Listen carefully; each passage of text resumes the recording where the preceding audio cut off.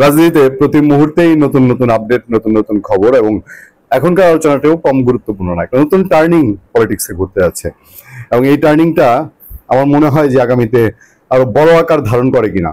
BNP বিএনপির কি কি নতুন খবর, আমি সেই খবরটা আপনাদেরকে জানাবো, যে প্যাচটা কোথায় লাগছে এবং বিএনপি কি অলরেডি বাটে পড়ে গেছেন কিনা। অনেকদিন ধরেই মানুষ বলতো না, কেউ কেউ সোশ্যাল মিডিয়ায় ফান করতো, লন্ডন মিটিং এ বিএনপির হাতে কি মোলা ধরিয়ে দেওয়া হয়েছে কিনা, এরকম নানা আলোচনা হয়েছে না, নানান কিছু হয়েছে না, বিএনপি ধরা খাচ্ছে কিনা, বিএনপি সব বুঝেও না বোঝার মতো করে চলতে গিয়ে ওই যে শুধু ইলেকশনটা দেন, বাই ইলেকশনটা দেন, এই করতে গিয়ে সিচুয়েশন কি একটু ঘোলাটে হয়ে গেছে কিনা।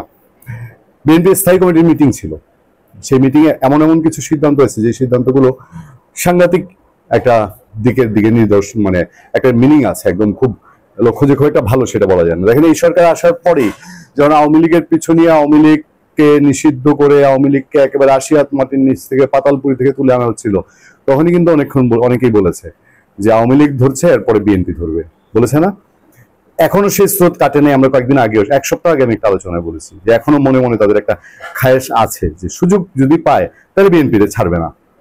অনেক অনেক ঘটনা ঘটেছে এক বছরে, আমি এগুলো চর্বিত চর্বণ করতে চাই না এবং আপনাদেরকে সেসব পুরোনো জিনিস কচলায় সময় নষ্ট করতে চাই না।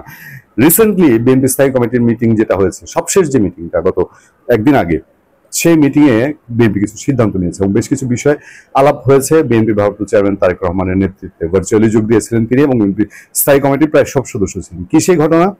বিএনপি মনে করছে, এবং স্পেসিফিকলি তাদের হাতে ডকুমেন্ট আছে, ডকুমেন্ট নিয়ে বসে আছে, যে প্রশাসনে অনেক গুরুত্বপূর্ণ জায়গায় জামাত এমন ভাবে দখল করে নিয়েছে যে আগামী নির্বাচন বিএনপির বৈতরণী পার করার জন্য আসলে সহজ হবে না। এটা বিএনপি ভাবতে শুরু করেছে।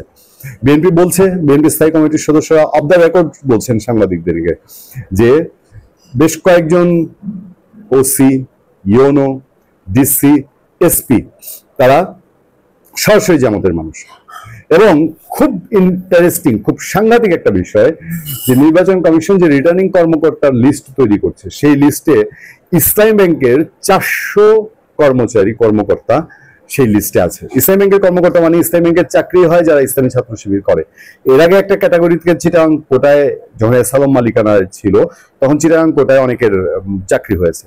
বাট ইসলামী ছাত্র শিবির আগেও ঢুকেছে, জামাতে ইসলামী আগেও ঢুকেছে, এবং এখনো আপনি শিবির না হলে, জামাতে ইসলামী না হলে আপনাকে ইসলামী ব্যাংকে চাকরি দিবে কিনা এ নিয়ে বহু, এটা ওপেন সিক্রেট, মানুষ জানে।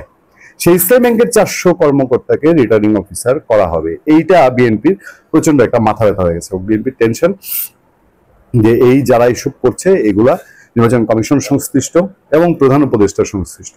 ফলে বিএনপি সিদ্ধান্ত নিয়েছে খুব রিসেন্ট তারা প্রধান উপদেষ্টা ডক্টর মোহাম্মদ ইউনূসের সঙ্গে দেখা করবে, পাশাপাশি তারা সিইসির সঙ্গে তাদের এক প্রতিনিধি দল দেখা করবে, এবং বিএনপি স্থায়ী কমিটির সদস্য নজরুল ইসলাম খানের নেতৃত্বে 2জন স্থায়ী কমিটির সদস্য প্রধান নির্বাচন কমিশনের সঙ্গে দেখা করে তারা সুনির্দিষ্ট তথ্য প্রমাণ দিয়ে বলবে যে এইগুলা হলে নির্বাচন সুষ্ঠু হবে না।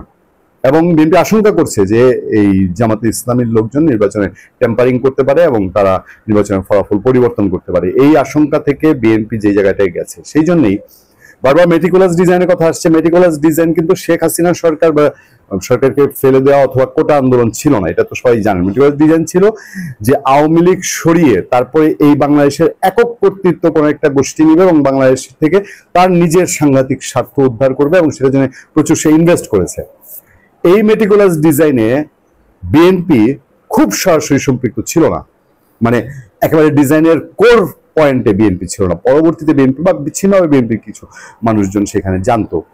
ফলে এই মেটিকুলাস ডিজাইনের পার্ট যেহেতু আওয়ামী লীগের ক্ষেত্রে সাকসেসফুল হয়েছে, এবার বিএনপির ক্ষেত্রে সাকসেসফুল হবে কিনা বা হওয়ার মতন কোনো পরিস্থিতি কিনা সেটা কিন্তু আলাপে চলে এসেছে। এবং বিএনপি যখন বলছে, তার স্থায়ী কমিটি যখন বলছে যে ভাই লক্ষণ তো ভালো না, লক্ষণ ভালো না, চারদিকে জামাত ইসলামী এবং জামাতের যে একটা এখন চাঙ্গা চাঙ্গা ভাব, জামাত আগামীতে সরকার গঠন করে ফেলবেই প্রায়, এবং যে আলোচনা উঠছে যে আওয়ামী লীগের ভোট জামাতের বাক্সে যাবে, আওয়ামী লীগকে নির্বাচন করতে দেওয়া হবে না, ইন্ডিয়ার সঙ্গে জামাত আওয়ামী লীগের পরে এবার বিএনপিও শেষ হতে যাচ্ছে, অর্জন করতে পারে নাই। মানে যে আস্থাটা তার নষ্ট হয়েছিল 4 দলীয় জোট সরকারের শাসনের সময়, ওই 7 সিস্টার নিয়ে, উলফা নিয়ে, অথবা 10 ট্রাক অস্ত্র নিয়ে, সেই জায়গাটা বিএনপি বোধহয় এখনো উদ্ধার করতে পারেনি। এরকম একটা আলাপের মাঝে জামাতের সাথে আওয়ামী লীগ এবং ইন্ডিয়ার যোগসাজশ, সেই যোগসাজশের মধ্যে দিয়ে, এবং বিএনপি যেহেতু গত 1 বছর আওয়ামী লীগের সাংঘাতিক জ্বালিয়েছে, মাঠে প্রান্তরে ঘাটে একেবারে পাড়া মহল্লায় সহ, যে কারণে এই হিসাবগুলো এখন আসছে যে